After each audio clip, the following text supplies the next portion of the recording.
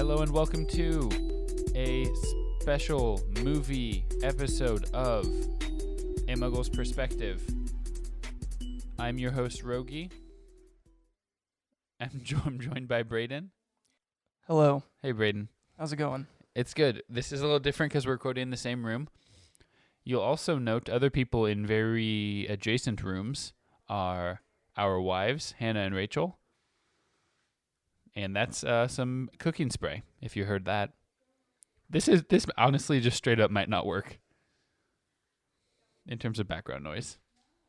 I think it'll be okay. I don't think any of our listeners are going to get that worked up over some background noise. I'm not worried about the listeners getting worked up. Jeremy, this is just going to be an imperfect that's episode. Not who I was concerned about. It is what it is. Okay, so as long as we're okay with that, then we can also introduce Cooper, making his in-person debut in my life. Cooper's actually doing a great job right now, sitting on the couch, chewing on some rawhide. Just being a good boy. Yeah, we need to relish this moment. It usually doesn't last long. I relish every moment with Cooper. I wish I could say the same. So we just finished watching Harry Potter and the Order of the Phoenix, the 5th of 8 movies. So just broad takes. So this one is the first one directed by David Yates. Mm-hmm, correct. And you told me after the movie that he directs the rest of them. Yes, that's including the Fantastical is that Fantastical Beasts? Is that something like that? Yeah. Is it just Fantastic Beasts? It's just fantastic, yeah. Fantastical sounds better. Mm-hmm, it does. It's a word. And I thought that it was just much better. Like just the... Because as we've talked about in previous movie recaps, it is impossible to do these and make everybody happy and have every detail of the plot line. The books just have too much in them. And this is just one opinion, but I feel like the stuff he chose to leave out made sense to me. Like it wasn't that essential. The stuff he did add in, the stuff he changed, I wasn't mad about. Like we were just talking about how the entire Department of Mysteries scene at the end of the movie is almost completely different, and it didn't really bother me. I still feel like it was pretty well done. You may have different takes on that. What else was left out? You've got the Cho Chang stuff. Yeah, Cho didn't talk a whole lot at all. Again, didn't really bother me. Yeah. I don't feel like it took away from the story. You were never that into the Cho storyline. No. Grop was interesting. Like just his CGI'd self, I guess, is not what I had envisioned. Oh, interesting. What were you picturing? I had him, in my mind, more Shrek-like. Like, he was just like a huge baby human. He was, yeah. He was like a giant 9-year-old Irish boy. Yes. He was wearing, like, Shrek's little weird vest. Yeah, that's true. But yeah, he was just, like, I guess the way I've read Giants... excuse me, so far has been less human-like in my head. I don't know why. Okay. Like how Shrek has the ears that are different and like the different colored skin. And yeah. I guess in my head, he was like a mixture of a human and a troll. Just a giant troll baby. And it was mostly just a giant 9-year-old Irish boy. So. I just thought of another storyline that was cut out. Oh, the Rita Skeeter stuff, the Quibbler. Ooh, yeah. The parts of the movie where Luna is involved in the plot. We did get quite a bit of... excuse me. Sorry, Jeremy. We did get quite a bit of Luna Lovegood, but just no real backstory like with her dad or the Quibbler. They just turned her into a girl that speaks emotional truths into Harry's life. Hot take, though, Luna was probably my favorite character from this movie. Just like from an acting or casting perspective?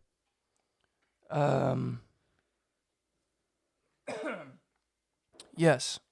The actress, which... have we talked about the backstory on previous episodes? I don't think so. Her? You never would have seen her. So you talk about that real quick. Okay, so the story goes that when casting went out for the part of Luna Lovegood, this is after the book had come out, like everything was already big. It was already the Harry Potter conglomerate that it is today. You know, obviously there were thousands of girls that applied, and Ivana Lynch basically just sent in a tape that was like, I'm not Not auditioning trying to be out. Luna. I'm not trying out. Like, you're gonna cast me because I am the embodiment of the Luna Lovegood you've already written. Like, I as a person already am, so there's no need to like look for anyone else. Which is a bold move, Mm-hmm. and she was 100% right. Yeah. So you hear stories about how JKR changed some of, not necessarily changed, but was influenced by her as a person in her acting choices and her like their conversations with how she wrote some of the Luna parts in the 7th book. Yeah, and so like I just really liked. You said it was Ivana Lynch. Mm-hmm. I thought she did an awesome job. Like I guess reading the book, I expected Luna Lovegood to be more like dorky Right. and just way more off the wall weird. Yeah. And I liked how the movie portrayed her more as just like mysterious. Like she's really sweet and kind of soft spoken and quiet, and also just has this like mysterious side that you don't know what to do with. Yeah, she's more dreamy than she is like goofy. Right. And I really liked that. I think that she wasn't like the most important character in this movie, but I always enjoyed the scenes that she was in. Like I felt like it made it interesting and kind of kept you on your toes. You never are watching this and being like, that's not Luna. Like, that's not what Luna would do. It just very much flows. Like even when she would cast spells or whatever, just be like, stupefy, I guess. Yeah. It's like tentative. Just kind of passive. Yeah, like passive. Dreamy, yeah. Quidditch, we talked about them cutting out off air. Which makes sense. Yeah. Like in my mind, it would be incredibly expensive to film a well done Quidditch scene, and you got to save a lot of that CGI money for Grop or flying on Thestrals. Yeah, and for the fact that Death Eaters can fly now. Yeah, like all the entire fighting scene, everyone like apparating and all that. Like it's just like this really neat looking cloud of black smoke that appears, and then like it's a human. And so I feel like that's probably between that Grop and the Thestrals that I'm sure that ate up the CGI budget pretty quickly. Yeah, it's hard for me to picture like budgeting for a Harry Potter movie. You know, it's kind of like budgeting for Star Wars. You can just do exactly whatever it is that you want because it's gonna make the money back. So there's only so much sympathy you have for like the accounting department, but I see what you're saying. I'm sure. There's also time. Jeremy, I am sorry. I don't know what's going on with my throat. Get you some tea. At this point, I guess, I mean, you would think that Harry Potter had gained enough momentum as a series that their budget probably was bigger. But I would also argue the CGI is way better in this movie. So I'm sure it just like it's kind of one of those the margin stays where it is thing. Right. That's true. Some of the other like directorial choices we saw. This is the first movie in which we see the use of newspaper like montages to push story facts. Like a lot of the Umbridge stuff was just told to us through like a Fudge voiceover with a newspaper clipping of her smiling, and then a lot of like Filch nailing things into walls. Yeah, which I felt like were really smooth transitionally. Like it wasn't because that was something I complained about. I think with I forget which movie is just how abrupt all the transitions were and all the changes. Yeah, I think it was Goblet of Fire. Yeah, the fourth one's kind of choppy. Yeah, and that like I felt like I don't mind a little choppiness because it's like just some storylines that's how it happens. It just jumps to different stuff, and there is some of that in Harry Potter. But I felt like Goblet of Fire was so like, here's the end of a plot line, and we're just gonna jump over to this one, and it felt awkward. And so I think the newspaper clippings made this one seamless. Like it was just one continuous thing. And I think the fact that they chose newspaper makes sense for me thematically with this is information going out to the wizarding public at large. It's the sort of propaganda smear campaign against Dumbledore. Like newspapers is what it would have been used for that. It kind of emphasizes the political nature of what the infighting between like the Dumbledore camp and the Fudge minister camp in a way that I thought was effective. I agree. Anything else? We talked a lot about how many striped shirts were worn. It was a very stripy movie. Ron and Hermione, I think except for the last scene as they're leaving Hogwarts, are almost exclusively wearing striped shirts. To quote SpongeBob SquarePants, the best time to wear a striped sweater is all the time. All the time. Yeah. So they knew what they were doing. Any other acting choices, particular lines that stuck out as funny or odd? What was the one during the occlumency lessons that Snape said that I didn't really catch? Oh, he said, "I may vomit." Yeah, after looking into Harry's memories. It's just like him hugging Sirius. Yeah, I may vomit.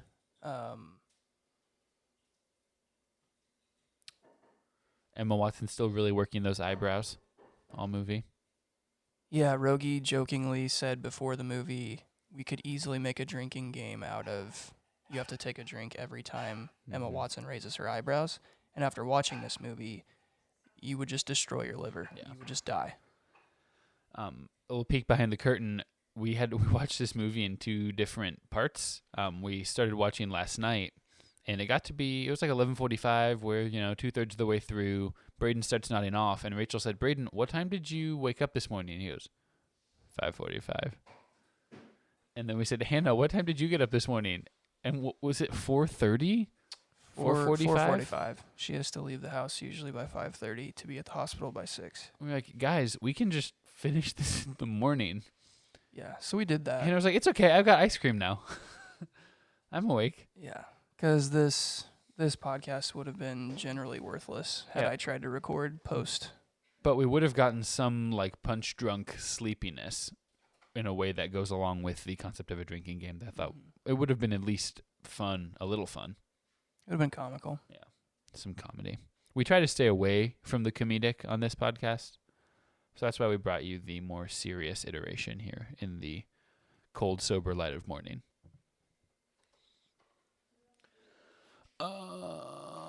So you're excited about David Yates continuing to direct going forward because you like the directorial choices he made. Cooper's excited. I'll tell you that. Yep. Hey, Coop. Yeah, I just felt like with how the story is progressing in terms of like it being a little more adult driven, like Harry, Ron, and Hermione are definitely growing up, and the storyline is becoming way more adult driven and serious. Like you need a director that can handle that. The story's becoming less serious, Braden. It did become a lot less serious, this story, unfortunately. Nice. And that's really what I'm worried about most going forward is not any Gary Oldman anymore. Right. Maybe you'll get like a flashback. Yeah, I'm sure we'll get some memory stuff through Harry, and I don't know, there's magic, so who knows if he can like somehow still communicate with Sirius through like the fire or whatever, but that's probably a slippery slope for JKR, because then everyone's going to be like, back. Why couldn't you just talk to James and Lily then? Yeah, the Star Wars problem. Yep. Just nobody dying. We talked about wardrobe choices, acting choices. You said that you really liked Helena Bonham Carter as Bellatrix Lestrange in terms of casting. I feel like she was the only choice for Bellatrix Lestrange. Like, that just makes sense. Mm-hmm. And she did an awesome job. If she turned that job down, who would you go to next? I don't know. It's got to be someone. I mean, because like Carter plays dark, weird characters in almost everything. Like, that's her thing. Mm-hmm. And I don't know who else is out there that also has that reputation. It's got to be someone old enough to be Sirius's cousin, to be Gary Oldman's cousin. Yeah. I was going to say almost like Anne Hathaway will get weird sometimes, but she's not old enough, I don't think. And I also don't feel like she's like, this is going to sound really harsh, but Carter pulls off this like almost like dirty kind of grungy look. No, that's intentional. I mean, she was in jail. But I feel like she can do that for so many roles. Like she's done that in other movies, and I don't know that Anne Hathaway can do that. Okay, now hear me out. What if you cast like Johnny Depp? I'm all for it. Johnny Depp. If you couldn't get Gary Oldman, Johnny Depp is definitely Sirius Black. Oh, really? Absolutely. He's not just a little too like fruity weird for like Well, Harry, he can do a my lot of different godson, things. Savvy. He can do a lot. It's not like You're he's casting he can, Jack he's, Sparrow. Yeah, he's not only Jack Sparrow. See, that's where you and I harshly part ways.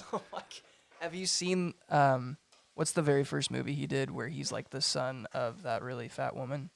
The very first movie he did? I don't know. I've not seen this movie. I'm going to just start naming old Johnny Depp movies I've never seen. I can't reach my phone. What's Eating Gilbert Grape? Yes. Okay. Yeah. Why did you act like you didn't know what I was talking about? I just guessed the name of a movie I knew So you've Johnny not Depp seen was that in. movie? No, I've not. Oh, so that would change your mind then on him only being able to be Jack Sparrow. And there's other movies. I have seen Finding Neverland, and I reject it as being part of the Johnny Depp canon. He's in the Willy Wonka reboot, isn't he? Yes, he is Willy Wonka. And he was behind the 8 ball from the beginning for me, because if you're not Gene Wilder, then like get off my screen as Willy Wonka is my stance. I grew up with that movie. I felt that way too, and then watching it, I felt like Tim Burton made it Tim Burton-ish enough that it was like, yeah, I mean, this is a totally separate movie. So, and I would argue that Johnny Depp as Sweeney Todd is just him being Jack Sparrow. Yes. I've never seen Sweeney Todd. Yes. But So I get where you're coming from, because there is enough of weird Johnny Depp roles out there that it's like, oh, this Rango. is just who he is.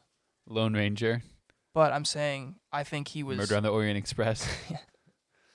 I think he definitely could have pulled off Sirius Black. Okay. What about Johnny Depp as? Okay, let What me about reverse Johnny the Depp question. as Snape? What if you, what if you cast Orlando Bloom in that role? Yeah, I think that's another one. That makes sense. Mm-hmm. I still want to answer the question though. If you couldn't have, is it Helena Bonham Carter? Yeah. Carter. Hannah Bonham Helena Bonham Carter. Carter. Hannah Bonham Carter.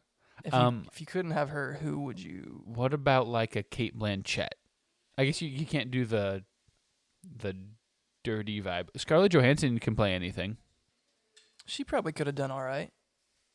Yeah, that's probably not the worst choice. After all the Black Widow stuff with her, it's hard for me to see her as a villain, but I'm sure she could do it. I'm just trying to think of another like grungy kind of weird character. Oh, what's the she plays the political advisor on Parks and Rec, and she's the weird girlfriend on Step Brothers. Have not seen Step Brothers.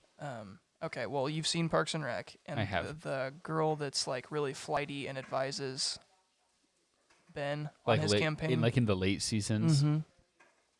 Yeah, I know what you're talking about. I always think She's probably weird enough that she could do it. I always think she's the same as a comedy writer on Twitter, but I don't think she is. Parks and Rec IMDb.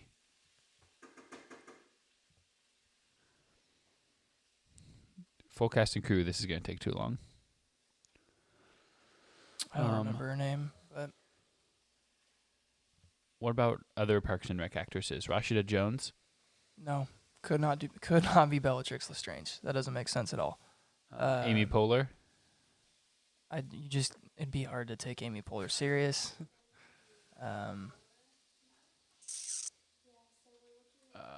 Aziz Ansari. What about Shauna Malwae-Tweep? She's too small. I'm not saying Helena Bonham Carter is big or anything, but like, you need to have a solid presence. If you put some like pretty evil-looking makeup on her though, and she could do some sort of evil laugh, I think she could do it. Ooh, Aubrey Plaza. Yes, that's who we're looking for. Yeah. Probably not old enough, but you Right. could make her look old enough. Yeah. And she would buy into She's it. dark enough, creepy enough. Like, I feel like she would have eaten that up. She was also probably like 14 when this was being made, but Yeah, that's true. She's about our age, I would assume. Trying to find this actress.